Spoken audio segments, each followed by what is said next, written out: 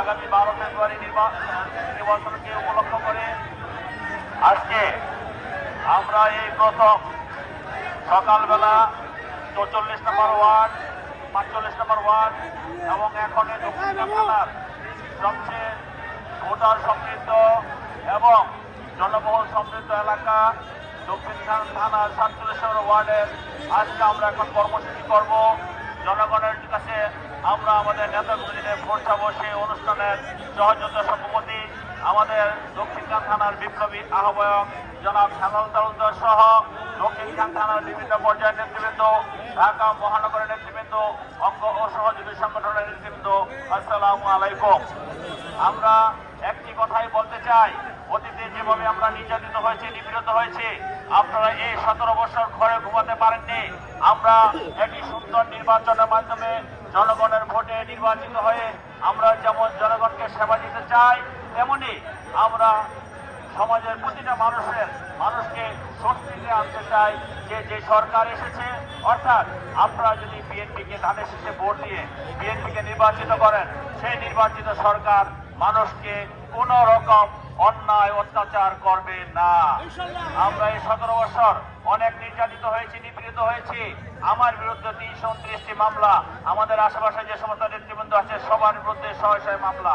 আমরা মামলা খেয়েছি, রাজনীতি করে কোনো সমস্যা নেই, কিন্তু আমাদের পরিবার তো রাজনীতি করে না, আমার সন্তান তো রাজনীতি করে না, তাকে কেন নির্যাতন নিপীড়নের শিকার হতে হলো, সেই প্রশ্ন জাতি জানতে চায়। এবং জাতির কাছে আমরা উদাত্ত আহ্বান জানাবো, আগামী 12 ফেব্রুয়ারি আপনারা যদি ইনশাল্লাহ আমাদেরকে নির্বাচিত করেন, অতীতে মানুষের উপর, সমাজের মানুষের উপর, সাধারণ জনগণের উপর যে নির্যাতন নিপীড়ন হয়েছে, যে অত্যাচার হয়েছে, যে মামলা দেওয়া হয়েছে, যেভাবে জেল খাটানো হয়েছে, যেভাবে জুলুম নির্যাতন করা হয়েছে, সে সমস্ত জুলুম নির্যাতন থেকে আপনারা ইনশাল্লাহ প্রতিকার পাবেন। আমাদের নেতা জনাব তারেক রহমান স্পষ্ট বলেছে, আমরা রাজনীতি করি জনগণের জন্য, কাজে জনগণের কোনো ভোগান্তি হোক তা আমরা চাই না, জনগণ কোনো নির্যাতিত হোক, নিপীড়িত হোক আমরা তা চাই না। এই এলাকার কিছু চিহ্নিত মানুষ সন্ত্রাস করেছে, চাঁদাবাজি করেছে, দুর্নীতি করেছে, মাদক ব্যবসা করেছে, মাদকের সাথে সম্পৃক্ত ছিল, কৃষকের সাথে সম্পৃক্ত ছিল। আমরা বলতে চাই, আমরা যদি ইনশাল্লাহ নির্বাচিত হই, এই সমস্ত অন্যায় অত্যাচার সমাজে আর কেউ করতে পারবে না।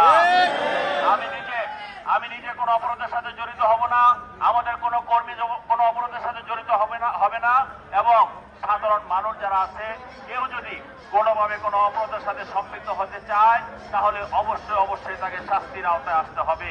আমরা যেরকম শাস্তি চাই, গত জুলাই আগস্টে যারা নিহত হয়েছে, আহত হয়েছে, এই 17 বছর যারা হত্যার শিকার হয়েছে, নির্যাতনের শিকার হয়েছে, গুমের শিকার হয়েছে, মামলার শিকার হয়েছে, তাদের বিচার করতে হবে।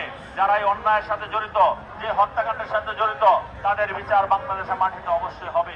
কিন্তু আমরা স্পষ্ট বলতে চাই, আমরা কারোর উপর অন্যায় করব না।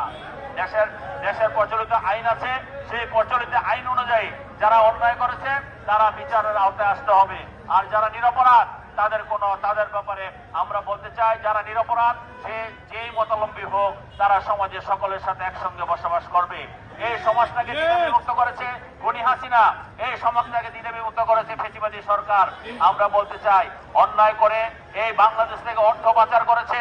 বাংলাদেশে গত এই 15 বছরে 30 লক্ষ হাজার কোটি টাকা বাংলাদেশে পাচার হয়েছে। এই টাকা যদি বাংলাদেশে থাকতো, তাহলে বাংলাদেশ আজকে সিঙ্গাপুরের সাথে তুলনা করা যেত।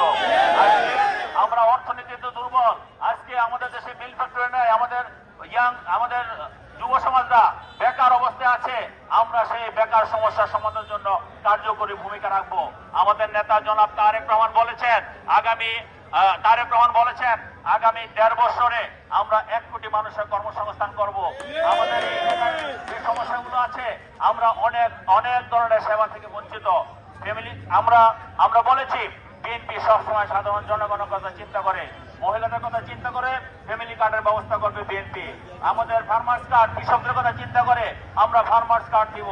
আমাদের স্বাস্থ্য সেবা অনেক ঝুঁকির মুখে, এই অঞ্চলের মানুষ, এখানে কোনো স্বাস্থ্য সেবা মূলক সেরকম কোনো হসপিটাল নাই। আমরা যদি নির্বাচিত হই ইনশাল্লাহ, এই এলাকায় এই দক্ষিণখানে 4টি ওয়ার্ডে আমাদের প্রায় 2.25 লাখ ভোট এবং প্রায় 10 লক্ষ থেকে অধিক মানুষ বসবাস করে। আমরা সকলের স্বাস্থ্য সেবা নিশ্চিত করবো ইনশাল্লাহ। আমাদের শিক্ষা ব্যবস্থা অত্যন্ত খারাপ। এই খুনি হাসিনা দীর্ঘদিন শিক্ষা ব্যবস্থাকে নষ্ট করে দিয়েছে। বিএনপি ক্ষমতায় আসলে আপনাদের ভোটে ইনশাল্লাহ সেই শিক্ষা ব্যবস্থায় পুনঃপরিবর্তন করে আমরা যথোপযুক্ত আধুনিক শিক্ষায় আমাদের ছাত্র সমাজকে, আমাদের সন্তানকে শিক্ষিত করব। ক্রীড়া, খেলাধুলাতে আপনারা দেখেছেন ওই এক পরিবার কেন্দ্রিক করেছে। দুনিয়াতে যাই যেখানে লাভ আছে, যেখানে সফলতা আছে, সেখানে মানুষ অন্যায় করে, অত্যাচার করে সেগুলো ধ্বংস করে দিয়েছে। ক্রীড়া অঙ্গনটা ধ্বংস করেছিল শেখ মুজিবের পুত্র কামাল থেকে শুরু করে, আবার যখন নতুন করে ক্ষমতায় আসলো ওই রেহানা, ওই শেখ হাসিনা পরিবার এই ক্রীড়াঙ্গনটাকে ধ্বংস করেছে। সেটা আমরা পূর্বের জায়গায় ফিরিয়ে নিতে চাই। আমাদের পরিবেশ তাদের নিজেদের স্বার্থে গাছ কেটে রাস্তা বানিয়ে যে পরিবেশ নষ্ট করেছে, আমরা সেই পরিবেশ সংরক্ষণ করবো ইনশাআল্লাহ। আমাদের ধর্ম, এখানে আপনারা দেখেছেন যখন আওয়ামী লীগ ক্ষমতা ছিল আমাদের এখানে অনেক আলেম ওলামারা, এই আলেম ওলামারা তাদেরকে জেল খাটিয়েছে, তাদের মামলা দিয়েছে, তাদের নির্যাতন করেছে, জুলুম করেছে। যারা ধর্ম প্রচার করে, যারা কোরআন সুন্নাহ অনুযায়ী চলাফেরা করে, যারা ইসলামী মূল্যবোধে বিশ্বাসী, বিএনপি যদি ক্ষমতায় আসে, আপনারা যদি বিএনপিকে ক্ষমতায় আসেন, ইনশাআল্লাহ বাংলাদেশের ইসলামী মূল্যবোধকে সর্বোচ্চ গুরুত্ব দেওয়া হবে এবং আমরা নিজেরা মেনে চলবো, অন্যকে মেনে চলতে বলবো। কর্মসংস্থানের কথা আমি আগে বলেছি, আমরা এভাবে রাষ্ট্রের প্রতিটি জায়গাকে সংস্কার করে আমরা আধুনিকতার ছোঁয়া নিয়ে আমরা আগামী দিনে রাষ্ট্র পরিচালনা করবো ইনশাআল্লাহ। আপনারা সকলে যদি আমাদেরকে সহযোগিতা করেন, আমাদের নেতা জনাব তারেক রহমান যে বলেছে আমরা একটি মানবিক রাষ্ট্র গঠন করতে চাই, মানবিক সমাজ ব্যবস্থা গঠন করতে চাই, তারেক রহমানকে বাংলাদেশের প্রধানমন্ত্রী করে এই ঢাকা 18 আসনে সব ধরনের উন্নয়নের সাথে আমি এস এম জাহাঙ্গীর আপনাদেরকে নিয়ে সম্পৃক্ত থেকে জনগণের ভাগ্যের পরিবর্তন করবো ইনশাআল্লাহ। আজকে আমরা এখনই আমাদের জনগণের কাছে আমাদের রিপ্রেজেন্টেটিভ শুরু করব। সকলে মানুষের যাতে ভোগান্তি কম হয়, শৃঙ্খলাটা দেখবেন, আমরা জড়াজড়ি না করে শৃঙ্খলা দেখে আমরা সুন্দর করে, যেহেতু ন্যারো রাস্তা, চিপা রাস্তা, এখানে যাতে মানুষের কষ্ট হচ্ছে এটা ঠিক, কিন্তু আমরা যত কষ্ট লাঘব করতে পারি সেটা আমরা দৃষ্টি রাখবো। আমরা সুন্দর করে কে সামনে থাকা দরকার, কার থাকা দরকার না আপনারা ভালো করে জানেন। আমি সেই দিকে দৃষ্টি রেখে আমরা এখনই আমরা হাঁটবো ইনশাআল্লাহ।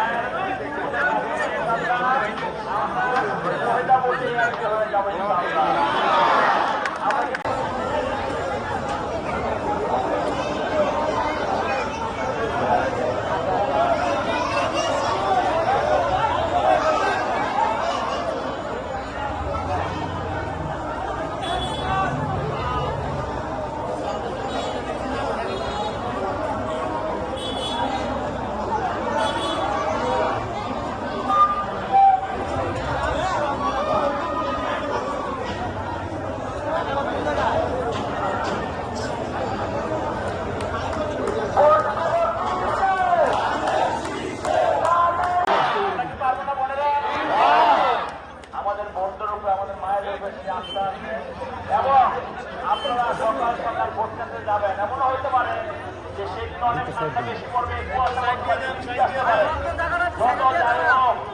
যদি রান্নার দেরিও হয়ে যায়, গ্যাস না থাকতে পারে, সেদিন আমরা রোজা থেকে আমরা না খাই, রোজা থাকি না, মায়েরা সবাইকে রোজা রাখবো, বাচ্চাদের যারা যারা ছোট তাদের যারা রোজা থেকে আমরা সবাই ভোট দিতে যাবো ইনশাআল্লাহ। আপনারা যদি আপনাদের ভোটে ইনশাআল্লাহ আমি নির্বাচিত হই, এখানে মায়েরা রান্না করতে পারে না, গ্যাসের বিল দেয়, সেই গ্যাসের বিল দেবে এবং গ্যাসও দিতে হবে। যদি গ্যাস না দিতে পারে গ্যাসের বিল দেওয়া লাগবে না। এই গ্যাসের ব্যবস্থা করবো আমার বোনরা, আমার মায়েরা, চাকরি করে যারা, কর্মকর্তা কর্মচারী যারা, তারা রান্না করে যেতে পারে না গ্যাসের অভাবে। ইনশাআল্লাহ এই এলাকায় গ্যাসের অভাব থাকবে না। আমাদের ভাই একটু সাইড পা দাঁড়ান, ফটো সাইডে দাঁড়ান ভাই। মানুষ আয়ো ভাই ফট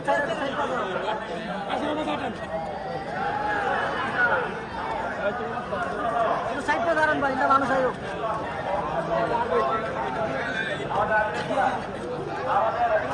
আমাদের আর্থিক সমাধান কাউন্সিলর ছিল আমাদের শাহাবুদ্দিন আছে আমাদের মোটর আপনারাই আছে আমাদের এই ওয়ার্ডের যে সভাপতি আলামিন আছে আমাদের আছে আমাদের আমাদের সবাই আমাদের উপরে আমাদের মায়েরা সন্ত্রাসের মাগো আপনারা ভোট দেন আজকে গ্যাসের জন্য যে সমস্যা পড়ছেন এই গ্যাসের অভাব থাকবে না ইনশাআল্লাহ সরকার যদি গ্যাস দিতে না পারে আপনাদের কিছু দেওয়া লাগবে না আপনারা আমাদের পাটনা বা পাটনা বা আছে সাজনা বা আছে হাসিনা বা আছে মর্যাদা বা আছে আর হাসি আছে তো আমাদের সমস্ত নেতৃত্ব নেতা বড় নেতা আমাদের এই জন্য আছে আমরা আমাদের মায়েদের মোর্চায় আরো কঠোর পরিশ্রম চাই সকলকে ধন্যবাদ আল্লাহ হাফেজ বাংলাদেশ